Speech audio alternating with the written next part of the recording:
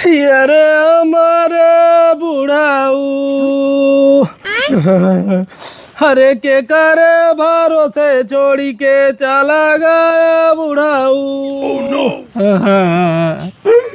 ये बहनी चुप रहा, कब मरे न बुढ़ाऊ।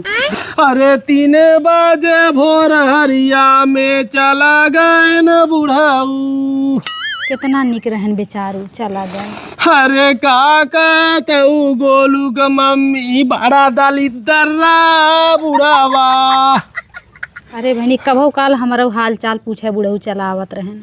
अरे तो है सबंत बहिनी एकर मन लहकर कई दे रहू।